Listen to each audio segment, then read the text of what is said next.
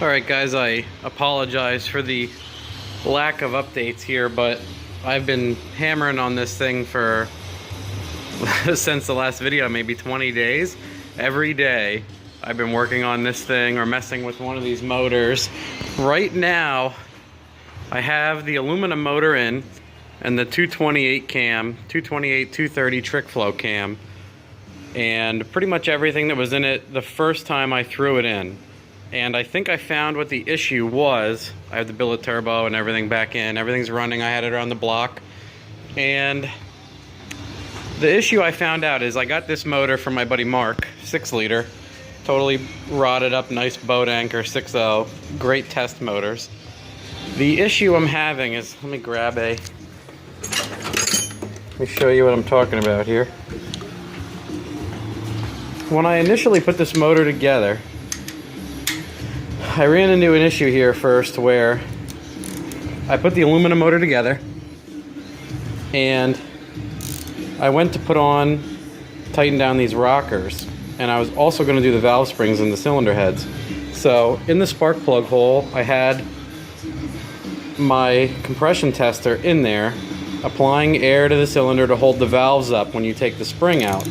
And I was going and I put the valve springs in and I went to tighten down the rocker, and when I tightened down the rocker I heard it go like I just heard air coming out, like it cracked the valve, and my brain stopped for a second and it's like, why is there air coming through? Did I just open the valve?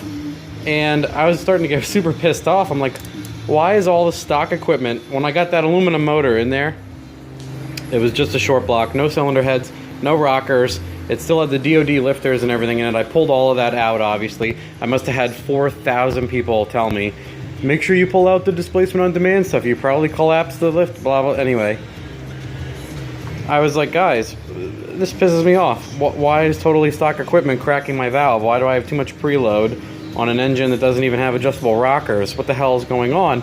And a bunch of people were like, all right, well, let the lifters bleed down. The lifters are probably too high.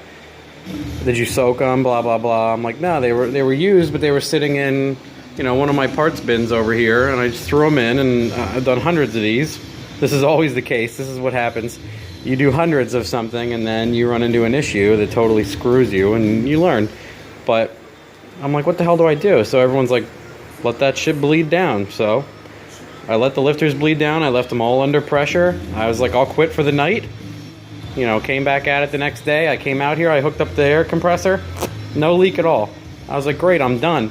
But honestly, what was probably happening was, as soon as I got oil pressure, it was creating too much preload, which basically is slightly pushing down on the valve. The push rod was so long, even though it was stock, that it was constantly floating the valve. There's always a little air gap. So that's what's just limiting the power of the motor. And I never realized until today, now that I got this done, with the other push rods in it, on wastegate I would roll into it on the dyno, and you can see in some of the videos it'll come up to like almost 10 pounds and then fall to 6 pounds by red line, and I think that was the valves cracking open and the boost falling off. Now you can see on this Boatyard 6.0 motor here, there's like, I'll try to do this with one hand, but see this? You can basically do it on a small block Chevy. You can reach in here. It's very hard to do on an LS though. The push rod is so shrouded in there you can barely turn it. So what happens is you wiggle this guy until it's still, you can basically in an older car, I shouldn't say older, but classically an older engine has adjustable push rods. Sorry, not adjustable push rods, adjustable rockers.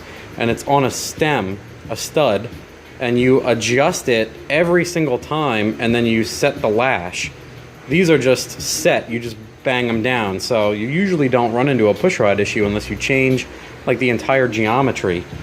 But what you would do is you would wiggle these beasts until there's a tiny bit of preload, where you take out all of the slack, all the lash there. And now if you watch, obviously this cylinder has to be, this valve can't be opening or else you're going to crush it down, half an inch or so. But if you watch how many turns this is, it's like I was slightly a little tight here. Maybe it's got a half a turn of preload, and the valve didn't move at all. Now if you let this sit with all the tension off of it for 8 hours, and you went and did the same thing would happen. It would just tighten down the same way. You let the lifter bleed back up or down or whatever you want to say, and you go to tighten these and nothing happens. Now on my aluminum motor, you could let it bleed down and you could go retighten it, and when you go to tighten it, you would notice that it would take about a turn, 1.6 turns roughly, and you would be slowly cracking the valve as it would go. Now if you would let it sit, it would eventually come back up because it's a hydraulic lifter. If you don't know what that means, the lifter actually pumps up with some oil pressure, so it's nice and quiet and smooth for operation, because otherwise you have what's called a solid lifter motor and you have to adjust these valves, you know, more than just putting them in for 100,000 miles. Some people get overzealous and they're like, you have to adjust the valves every time you change the oil, and unless you really suck at it or you have some kind of issue, you don't have to do it that often. Otherwise, I mean, some people are going to argue with me, obviously. Some race cars, they fucking adjust the valves every time because the cam is so damn large, it's tearing everything up. But anyway, off of that rant, everyone's telling me that a newer style lifter, motor, etc. should only have a half a turn of preload, and that's like what a stock one has. And you don't realize that you're barely turning these. They get kind of tight and then they're like, boom, tight. You barely turn it at all. Now, on that motor with the stock pushrod length, which is like a 738 to a 740 or 7.39 inches. If you measure them, they're all right around there. And this motor takes 1.6 turns till it's tight. So what I did is I told my buddy Jarrett, I'm like, hey, I got like 1.6 turns of preload, and I think that's what's fucking me on this build, finally. You know, how do I get to 1.5 turns? I don't have a push rod length checker. My friends do, but I couldn't get it in time. And Jared actually won Drag Week this year, and I was just like, hey, give me your best guess. How do I get to half a turn of preload? He goes, oh, I'll buy 7.325-inch push rods from Summit or whatever without even skipping a beat. So I ordered those. It took a little while to get them. We had our dyno day yesterday. I received them in the mail during the dyno day. So when I got home today, or yesterday I got home, but today, this morning, I was like, all right, fuck it. We'll throw them in, and we'll see what happens. So I put the motor in, I built the motor, everything else. I got it in the car, running and everything. So then I could just swap the push rods, because it's not that bad. You just pop the coils and valve covers and slam them in. All the motor and everything else is in. So I got everything else done and I weighted the push rods, threw them in, and when I threw in these shorter rods, which I didn't even want to waste, I was doing so much, I didn't want to even make any videos because I was doing so many crazy things at once that weren't even working. It wasn't even worth documenting, and I apologize if you are fiending for these updates, but I thought it wasn't even worth my time, and I was so pissed off I didn't even want to document or put up videos of all of my failed attempts. I figured I would just tell you when I figure it out. But I put 7.325s in and I tightened them down, and they're like a half a turn, just like this totally stock 6-liter. So I finally think I figured it out, that it was the push rods this whole time, and I have no idea why this motor would take shorter rods. It's hard to see, there's not much light back here, but who knows why.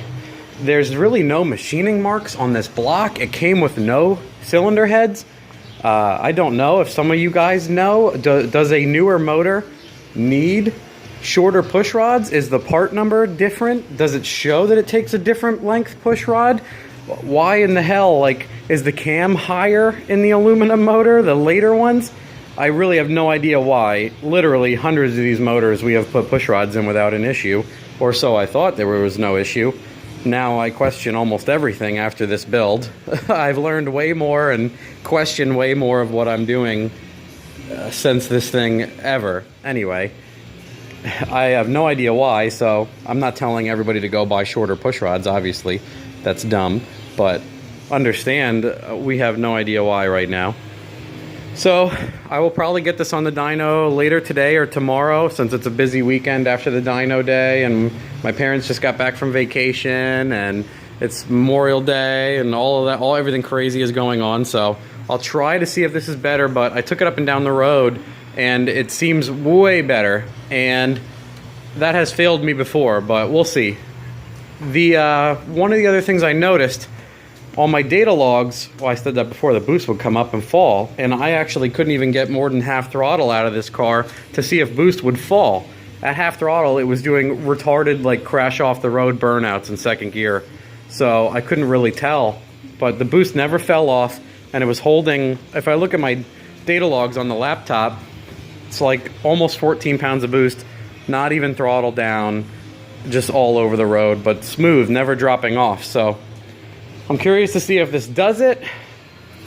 I will let you guys know, obviously, if it does. That's it for now.